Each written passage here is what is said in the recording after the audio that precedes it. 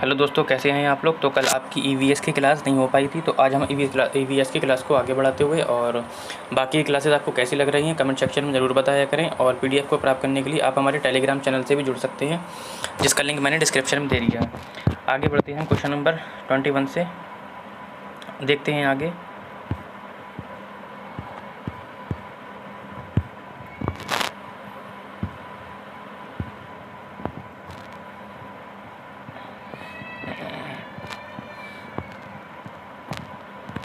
ठीक है, पूरा क्वेश्चन आ चुका है। अब हम देखते हैं क्वेश्चन नंबर 21 कहता है कि खेजड़ी वृक्ष के बारे में नीचे दिए कथनों पर विचार कीजिए। कह रहा है कि ये वृक्ष मुख्यतः रेगिस्तान क्षेत्र में पाया जाता है। इसे उगने के लिए अधिक जल की आवश्यकता नहीं होती है। ये वृक्ष अपने तने से जल संचित करता है, जिसका उपयोग आवश्यकता पड़ने पर किया जाता है। इस वृक्ष की छाल का उपयोग दवाइयाँ बनाने में होता है तथा इस लकड़ी पर कीटों का प्रभाव नहीं पड़ता। इस वृक्ष में बहुत कम पत्तियाँ होती हैं। तो ये कोड दे रखा है, इसमें से बताना है कौन सा कथन ठीक है आपका। ठीक है, कह रहा है ये मुख्यतः रेगिस्तान में क्षेत्र में पाया जाता है। बिल्कुल, ये रेगिस्तान क्षेत्र में पाया जाता है। और जब रेगिस्तान क्षेत्र में पाया जाता है तो पानी की कम आवश्यकता पड़ेगी, तो ये भी ऑप्शन ठीक है। कह रहा है ये वृक्ष अपने तने से जल संचित करता है, ये ऑप्शन गलत है। तने से जो जल संचित करता है उसे हम रेगिस्तानी ओक बोलते हैं। क्या बोलते हैं? रेगिस्तानी ओक। ठीक है, ये क्या करता है, अपने तने में जल को संचित कर लेता है। जहाँ पे स्थानीय लोग क्या होते हैं, अपने साइड एक छोटा सा पाइप और छुरी लेकर चलते हैं। जब उन्हें ज़रूरत होती है तो वो उसमें से निकाल कर पी लेते हैं। ठीक है, तो सी वाला ऑप्शन गलत हो गया। अब सी देख लो कहाँ का गलत है। देखो, यहाँ भी गलत है, यहाँ भी है, यहाँ भी है, यहाँ भी है, यानी कि चारों ऑप्शन नहीं होंगे। ठीक है, इसका मतलब मिसप्रिंट है। कोई बात नहीं, फिलहाल आपको आंसर चाहिए ना, वो आपको मिल जाएंगे। कह रहा है इस वृक्ष की छाल का उपयोग दवाइयाँ बनाने में होता है तथा इस लकड़ी पर कीटों का प्रभाव नहीं पड़ता। ये भी ऑप्शन ठीक है। इस वृक्ष में बहुत कम पत्तियाँ होती हैं, ये गलत है। पत्तियाँ काफ़ी ज़्यादा होती हैं। तो ऑप्शन क्या हो जाएगा आपका? ए, बी और डी। ठीक है, ऑप्शन नंबर ए, बी और डी हो जाएगा। ठीक है, तो इसमें ऑप्शन दिया नहीं है, इसलिए मैंने यहाँ पे नोट कर दिया। आप लोग स्क्रीनशॉट ले लीजिए। आगे बढ़ते हैं क्वेश्चन नंबर 22 की तरफ।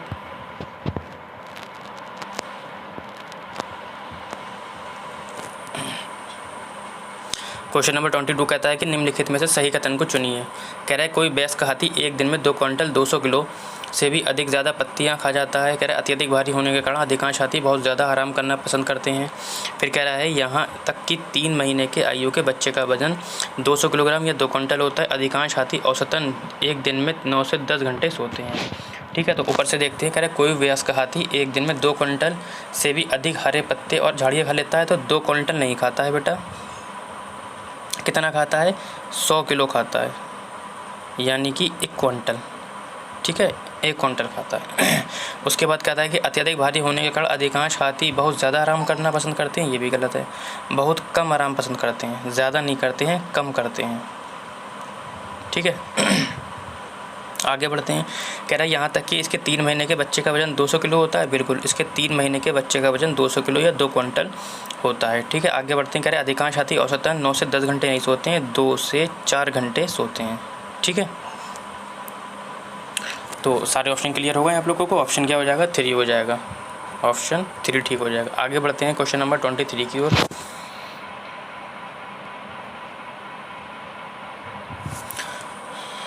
क्वेश्चन नंबर 23 कहता है कि एक समूह को चुनिए। कहता है कि एक समूह को चुनिए जिसका प्रयोग पुनः के पश्चात किया जा सकता है, यानी कि रिसाइकिल के बाद फिर से किया जा सकता है। कह रहा है पॉलीथीन बैग, कागज़, बैटरी, मोबाइल फ़ोन, चादरें, समाचार पत्र, प्लास्टिक बोतल, बैटरी या लोहे की कीलें, कांच की बोतल, स्टील मग, गत्ते का डिब्बा, चमड़े का बैग, लकड़ी का बैग, प्लास्टिक और फूलदान और चादरें। ठीक है, देखो पॉलीथीन जो होती है वो कभी भी रिसाइकिल नहीं होती है, ना ही उसका गठन हो पाता है, इसलिए ये भी नहीं होगा। चादरें, यहाँ पे प्लास्टिक आ गई, देखो आ गई, यहाँ पर भी प्लास्टिक आ गई, इसका रिसाइकिल हो ही नहीं पाता। तो ऑप्शन हमारा हो जाएगा सी, यानी कि 3, लोहे की कीलें, कांच का बोतल, स्टील मग और गत्ते का डिब्बा। ठीक है, आगे बढ़ते हैं क्वेश्चन नंबर 24 की ओर। क्वेश्चन नंबर 24 कहता है कि रानी ने इटली से भारत की यात्रा की योजना बनाई। उसके मित्रों ने उसे वहां से इटालियन चीज़ यानी कि पनीर लाने के लिए कहा। कौन सी तकनीक चीज़ को सुरक्षित रखने और भारत में लाने के लिए उत्तम है? कह रहे डिब्बा बंद, निर्जलीकरण, सॉल्टिंग यानी कि लवणन या निर्बाध पैकिंग। कह रहा है इटली में रोनी है और भारत की यात्रा की योजना बनाई उसने, तो वहाँ पर उसे वो पनीर लाना चाहती है, तो कैसे रख कर लाया जिससे कि वो ख़राब ना हो? ठीक है। तो आप लोगों ने देखा होगा क्रैक्स में हवा भरी भी होती है एयर टाइट होता है ना, कुछ चीज़ें एयर टाइट होती हैं जिसकी वजह से उसमें नमी नहीं पहुंच पाती और वो चीज़ जल्दी ख़राब नहीं होती। आप देखना कि क्रैक्स वगैरह जो होते हैं, चिप्स वगैरह क्रैक्स के, वो लंबे समय तक ऐसे ही रखे रहते हैं लेकिन वो अंदर से सीलते नहीं हैं। इसकी कारण क्या है, वो एयर टाइट होते हैं, उसमें क्या होता है, नमी नहीं पहुंच पाती है। तो यहाँ पर भी वो यही करेगी, यानी कि निर्वात पैकिंग करेगी, यानी कि एयर टाइट करेगी। ठीक है, नमक नहीं मिलाएगी उसमें, ये तो गलत हो जाएगा आपका। ना ही निर्जली कड़ा करेगी, ना ही डिब्बा बंद करेगी। डिब्बा बंद तो करना है लेकिन निर्वात पैकिंग करना है, यानी कि एयर टाइट लगाना है। ऑप्शन नंबर क्या हो जाएगा आपका, 4 हो जाएगा। आगे बढ़ते हैं क्वेश्चन नंबर 24 की।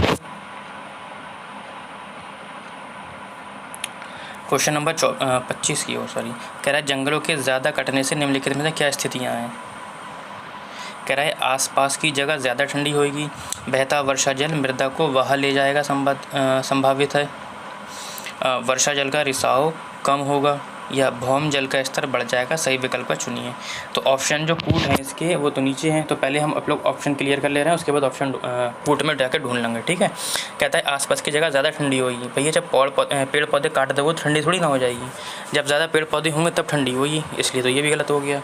कह रहा है कि बहता वर्षा जल मृदा को बहा ले जाएगा। हाँ ये ठीक है, जब पेड़ नहीं होंगे तो खाली मिट्टी होगी, अब वर्षा का जो पानी होगा वो मृदा को क्या ले जाएगा, वो खड़ कर ले जाएगा। कह रहा है वर्षा का रिसाव कम होगा, बिल्कुल रिसाव भी कम होगा। कह रहा है भौम जल का स्तर बढ़ जाएगा, बढ़ेगा नहीं बच्चा, कम हो जाएगा, है ना। यानी कि ऑप्शन सी और बी देखना है हमें कहाँ पर है। ठीक, बी और सी आ गया। ठीक है, ऑप्शन नंबर 4 में है बी और सी। ठीक है, आगे बढ़ते हैं।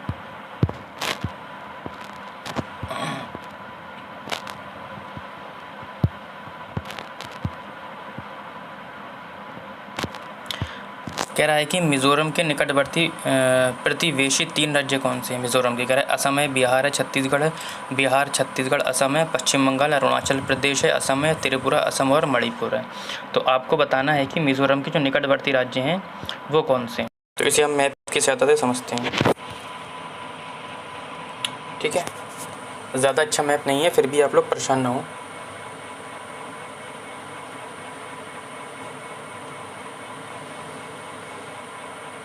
ठीक है, ये इधर वाला हिस्सा है आपका, क्योंकि ये सिक्किम हो गया, बाकी इधर का हिस्सा हो जाएगा। ठीक है, तो आपका ये जो है यहाँ पर क्या है, मिज़ोरम है आपका। ठीक है, क्या है यहाँ पे, मिज़ोरम, मिज़ोरम। ठीक है, अब मिज़ोरम के सॉरी ये इस तरीके से आएगा। ये वाला हिस्सा क्या है आपका, ये है त्रिपुरा। ठीक है, ये वाला हिस्सा क्या है आपका, ये है असम। ठीक, तो ऑप्शन क्या हो जाएंगे आपके, असम, त्रिपुरा और मिज़ोरम। ऑप्शन क्या हो जाएंगे, असम, त्रिपुरा और मिज़ोरम। ठीक है, देखो छत्तीसगढ़ की नहीं होगा और पश्चिम बंगाल की नहीं होगा। पश्चिम बंगाल इस साइड में है इसलिए नहीं होगा। असम होगा, बिहार नहीं होगा, छत्तीसगढ़ नहीं होगा, पश्चिम बंगाल, अरुणाचल प्रदेश नहीं होगा, असम होगा। ठीक है, तो आगे बढ़ते हैं क्वेश्चन नंबर 27 की ओर।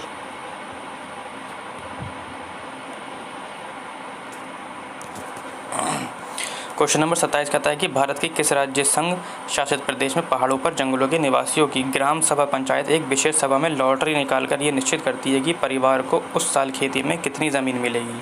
समझ गए होगे आप लोग क्वेश्चन, है ना। कह रहे लद्दाख है, वो मिज़ोरम है, अरुणाचल प्रदेश है या झारखंड है। ठीक है, जिसे हम एक टिन खेती की बात करते हैं, जिसमें से एक टिन बीज मिलते हैं, जैसे कि वो वही बोते हैं, है ना। तो टिन खेती का संबंध मैं आप लोगों को पहले बता चुका हूँ, यानी कि मिज़ोरम। ऑप्शन नंबर 2 हो जाएगा। ठीक है, आगे बढ़ते हैं क्वेश्चन नंबर 28 की ओर। कह रहा है आपका मित्र जो है दांत और हड्डियों के कारण अस्वस्थ रहती है, उनके उभरने के लिए निम्न में से कौन सा विकल्प सर्वोत्तम है। आप समझ गए होंगे दांत और हड्डियों के लिए क्या ज़रूरी होता है, जिसमें हमें ज़्यादा से ज़्यादा कैल्शियम मिले, है ना। देखो चावल, नींबू, आंवला, घी, दाल, रोटी, चावल, दूध, सब्जियां, पालक, फल, तेल, अंडा, चावल और रोटी। देखो नींबू की हमें ज़रूरत नहीं है, ना ही आंवला की ज़रूरत है। अगर हाँ ये तब ज़रूरत होती जब हमारे खून वगैरह आता होता दांत में। ठीक है, घी, दाल, रोटी, चावल, इसकी भी ज़रूरत नहीं है हमें। देखो दूध में कैल्शियम होता है, सब्जियां और पालक और फल। ठीक है, तेल, प्रोटीन नहीं चाहिए हमें। ठीक है, तो ऑप्शन क्या हो जाएगा आपका, सी हो जाएगा, जिसमें दूध ऑप्शन है। तो इसका आंसर क्या हो जाएगा 3। आगे बढ़ते हैं क्वेश्चन नंबर 29 की ओर। कह रहा है कि 29 जनवरी 2001 को भुज यानी कि गुजरात भुज में भूकंप के झटके लगे थे। भुज किस राज्य में स्थित है? कह रहे हैं गुजरात, महाराष्ट्र, उत्तराखंड और जम्मू कश्मीर। तो उत्तर मैंने बता दिया है आपको, गुजरात में। ठीक है, आगे बढ़ते हैं क्वेश्चन नंबर 30 की ओर। कह रहा है कि पीतल या ब्रॉन्ज के विषय में निम्नलिखित पर सही कथन का चुनिए। कह रहा है ये एक तत्व है, ये एक यौगिक है, ये एक कॉपर और जस्ते का मिश्र धातु है, ये एक कॉपर और टिन का धातु है। तो आपको बताना है इसमें से कौन सा सही है। कह रहा है ये एक तत्व है, ये एक यौगिक है, ये धातु है। भाई देखो, मिश्र धातु तो है लेकिन कॉपर और जस्ते से नहीं बनती है, कॉपर और टिन से बनती है और समांगी मिश्रण है। ठीक है, तो ये इंपॉर्टेंट क्वेश्चन है, कई बार आ चुका है एग्जाम में आपके, और एनसीईआरटी की लाइन भी है। पीतल जो है कॉपर और टिन से मिलकर बनता है। ठीक है, तो आज के लिए इतना ही। क्वेश्चन की सीरीज़ आपको कैसी लगी कमेंट सेक्शन में ज़रूर बताएं।